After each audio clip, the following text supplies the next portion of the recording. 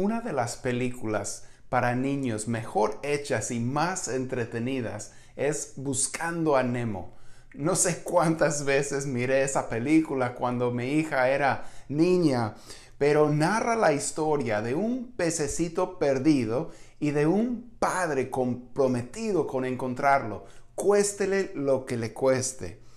En una escena muy emotiva hacia el final de la película, se atrapa en una red de pesca muy grande la amiga de la familia, Dory, junto con un enorme banco de peces. Es algo que ocurre a diario alrededor del mundo.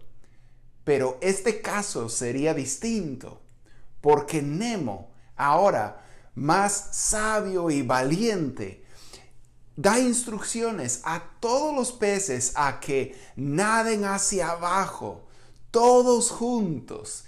Y su padre está nadando y gritando, clamando a los peces: todos, bajen, sí se puede, todos juntos. Tanta fuerza ejerce el esfuerzo unido de los peces que se rompe la viga del barco que estaba sosteniendo la red y todos los peces se libran. Ahora, si tú te sentías atrapado la semana pasada cuando te decía que como seguidor de Jesús te corresponde a ti hacer discípulos, hoy quiero animarte con una verdad. Y es la misma verdad que liberó a los peces en la película. Si lo hacemos juntos, todos juntos, sí se puede.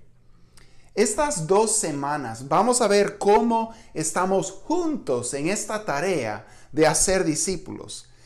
El hacer discípulos puede parecer abrumador a solas, pero lo que parece imposible a solas se vuelve posible cuando lo hacemos en comunidad con otros.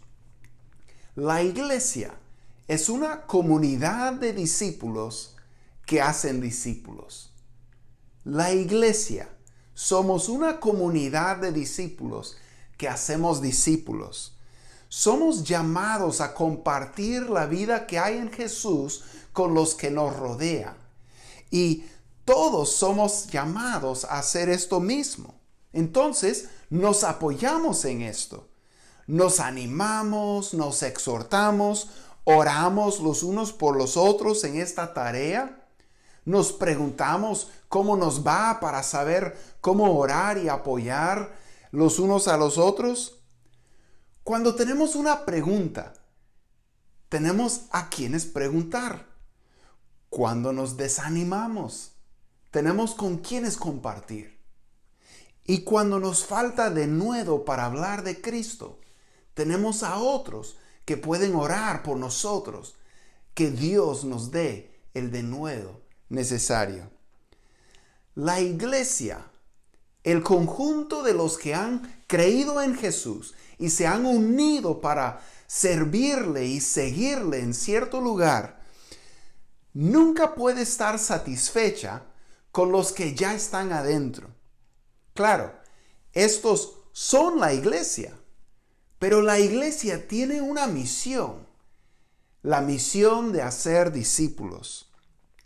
La iglesia es una comunidad de discípulos que hacen discípulos. Hoy vamos a ver cómo es que la iglesia facilita nuestra tarea, nuestro trabajo de hacer discípulos. Y la próxima semana vamos a ver cómo se vive dentro de esa comunidad discipuladora.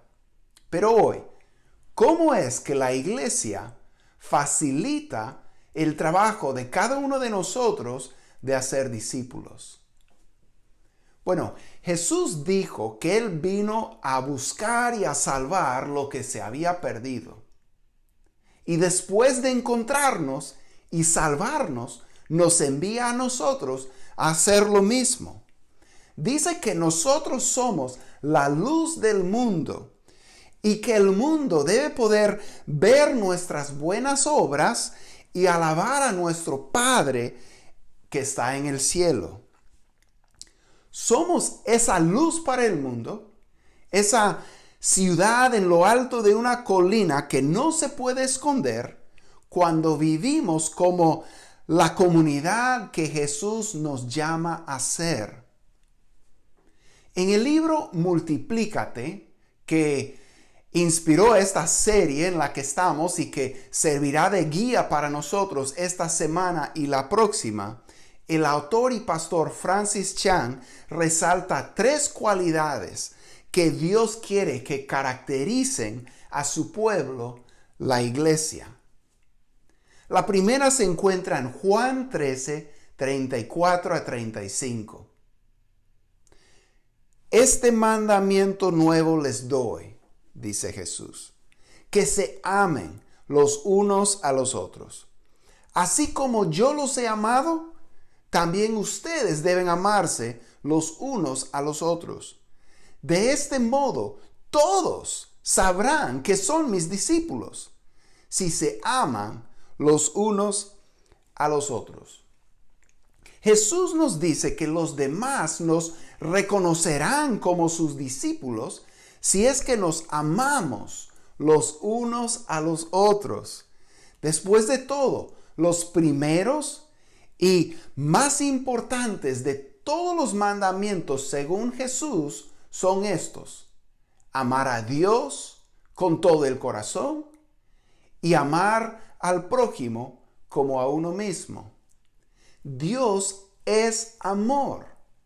Entonces, tiene sentido que la comunidad de los que han creído en Él y que lo aman sea caracterizada por ese mismo amor. Nosotros amamos porque Él nos amó primero. Jesús habló con sus seguidores más cercanos y les aclaró cómo debemos amarnos. Debemos amarnos como Él nos amó, sacrificadamente, desinteresadamente e incondicionalmente. La Biblia nos dice en 1 Corintios 13, describiendo el amor que Dios quiere que caracterice la iglesia: el amor es paciente y es bondadoso. El amor no es envidioso, ni jactancioso, ni orgulloso. No se comporta con rudeza. No es egoísta. No se enoja fácilmente. No guarda rencor. El amor no se deleita en la maldad, sino que se regocija en la verdad. Todo lo disculpa, todo lo cree, todo lo espera, todo lo soporta. Este es el amor que debe caracterizarnos. Si nos amamos así, los unos a los otros, todos sabrán que somos discípulos de Jesús. Y ese testimonio nos facilitará el hacer discípulos. Como dice Chan, la iglesia viene a ser una comunidad convincente, es decir, cautivadora. Jesús, en su última noche, oró en el huerto de Getsemaní por sus primeros seguidores y por todos los seguidores que vendríamos después. Oró por nosotros y oró así: no ruego solo por estos, ruego también por los que han de creer en mí por el mensaje de ellos, para que todos sean uno. Padre, así como tú estás en mí y yo en ti, permite que ellos también estén en nosotros, para que el mundo crea que tú me has enviado. Yo les he dado la gloria que me diste, para que sean uno, así como nosotros somos uno. Yo en ellos y tú en mí. Permite que alcancen la perfección en la unidad. Y así el mundo reconozca que tú me enviaste y que los has amado a ellos tal como me has amado a mí. Se podría decir que la última oración de Jesús, específicamente por nosotros, fue que fuéramos uno, que hubiera unidad, para que el mundo crea, dice, que tú me has enviado. Nuestra unidad mostrará al mundo que Jesús realmente fue enviado por Dios a este mundo y que Dios nos ha amado en él. ¿Cuántas personas ven las divisiones y las discordias entre los cristianos y no quieren nada que ver con el cristianismo? ¡Qué triste! Por lo contrario, tenemos la oportunidad con nuestra unidad de convencer a personas que Cristo realmente fue enviado al mundo por el Padre y que Dios nos ha amado y nos ha transformado por medio de Él. ¿Cómo podemos estar unidos de esta manera? ¿Qué tal si realmente habláramos la verdad los unos con los otros, la pura verdad en amor? ¿Qué tal si cuando alguien nos ofendiera, fuéramos directamente con esa persona para resolverlo y restaurar la relación, en lugar de ir a hablar con otros acerca del asunto? ¿Qué tal si confesáramos nuestros pecados y batallas y luchas los unos con los otros, sabiendo que vamos a encontrar en ellos comprensión y compasión? Personas que caminarán con nosotros y que manejarán con cuidado y responsablemente esa información que les estamos compartiendo. ¿Qué tal si compartiéramos los unos con los otros con los que tuvieran necesidad? Yo creo que la cultura que nos rodea vería algo distinto en nosotros si llegamos a vivir de esta manera, unidos. Recuerdo que fue solo la unidad la que permitió que esos peces pudieran liberarse en esa escena de Buscando a Nemo. Requería el esfuerzo unido de todos para poder lograr el objetivo. Que Dios nos ayude a nosotros a crecer, a cada uno de nosotros, a crecer y a llegar a ser una comunidad unida de discípulos, no en lo superficial, sino en lo más profundo de nuestro ser. Hace poco nosotros estudiamos juntos la primera carta de Pedro y vimos que Pedro nos llamó a tener esperanza y gozo hasta cuando sufrimos por nuestra fe cristiana. Dice que debemos estar listos siempre para dar una respuesta a todo el que nos pida explicación de la esperanza que nosotros tenemos en Cristo. Respondemos nosotros con tanta esperanza y tanto gozo en medio de las pruebas que otros quieren saber por qué. ¿Cuándo fue la última vez que alguien te preguntó acerca de tu fe porque veía algo atractivo en ella? El amor, la unidad y el gozo verdadero son tres cualidades que nos deben caracterizar como pueblo de Dios y que facilitarán nuestra tarea de hacer discípulos. Nosotros vamos a estar orando a Dios en estas semanas, iglesia, que Dios haga algo sobrenatural entre nosotros.